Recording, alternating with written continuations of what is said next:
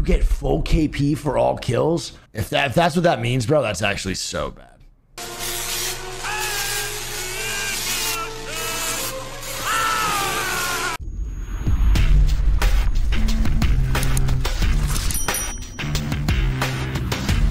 Hey everyone, Thordan Smash and Ragnar here, and today we're going to be talking about the rank updates, how we're getting new rewards for the new system, and how it's going to change in the future. We're also going to talk a little bit about Catalyst and give out $45 as well. All you got to do is like, comment, subscribe. You guys know the drill. But without further ado, let's talk about ranked. So Season 14 has been pretty controversial when it comes to ranked, just like Season 13 was. They did retool the system that basically allowed it so that if you got more kills in the game, you got more RP. And it's basically uncapped, so you'll go flying through the ranks if you get a lot of damage. And it's drawn some criticism from rank grinders and pro players alike, such as His Watson, who thinks the new system is busted, Nicewig, who had a lot of concern about it, and Pro Team Alliance having some members as well voicing their concern, which is a little confusing because in Season 13, a lot of pro players were upset about the fact that in their pred lobbies they were getting gold and silver players because the grind was too hard and it took too long for a lot of players to rank up. This was also reflected in the general community being gold and bronze as well, being put into those lobbies and not wanting to be there. In fact, what is going on right now is specifically designed by Respawn. They did a direct quote before Season 14 saying that because there was such a disparity in lower ranks and players just sitting there, they wanted to do a better job of making sure that the skill tiers got spread out faster, and we can clearly see that. People in gold lobbies that get 18 total kills with their team are getting 836 points. I would argue that a team that is getting a third of the lobby killed does not belong in gold and should be moved out immediately. Same with this plat team, which got 17 kills and 7 assists. They also killed a third of their plat lobby. They shouldn't be in plat. And this diamond lobby, who also once again killed a third of their lobby, should also probably be moved to masters quicker to allow the people that are actually in those lobbies with that skill set to play against people of equal footing, rather than having the RP grind be so slow and keeping those predator master players in diamond lobbies for weeks on end. This will make the general player base happy, while the very few at the top percentage of the players will have to go ahead and knock out multiple people in a lobby to gain the most amount of RP. Overall, it's actually a very good system. Respawn developers have said that they do plan on tweaking a little bit. My main focus, I think that they should take a look at, keep this exact same point system for everything diamond and below, and then when you hit master and predator, then add in the diminishing returns for RP, so it becomes a more ALGS style / pro scene for the top 750 players, along with the masters trying to grind it. I don't know, it's just a little annoying when pro players complain that the grind is taking too long and they're getting matched with lower tier skill players. And now that they've actually found a solution to the problem that actually makes the general player base a lot more enthused about playing ranked, they don't want it. But there is some good news actually coming in terms of an update for ranked, because not only are they going to do some changes with the system, but we now finally have new rewards coming into the game for ranked. We've had dive trails and charms for a very long time along with the badges, but it looks like Kralrindo finally found that they are adding a 2x HCOG cosmetic to the game depending on what rank you get. It's added for the file, so it's still a little bit ways away, but this is actually a great step. I do hope we get to see weapon skins and even possibly legend skins in the future as rewards, but this is actually a really good step to making people want to go back and play ranked. But speaking of new and upcoming stuff, yesterday we did go over the fact that there was a holo spray and it was for Catalyst, and this was actually confirmed by Kralrindo, who put up that it is labeled under Catalyst, so she will be our Season 15 legend. She's even got a little animation there on how she uses her abilities. If you guys want to see gameplay, it's in yesterday's video, and she's basically a builder support type character. But I was actually talking with someone who leaks, who was able to use AI upscaling to get a better look at the holo spray because it is in poor quality. And if you look on her wrist, there is a little bit of blue there, and I actually think these are gauntlets that will control the ferrofluid. And the reason that is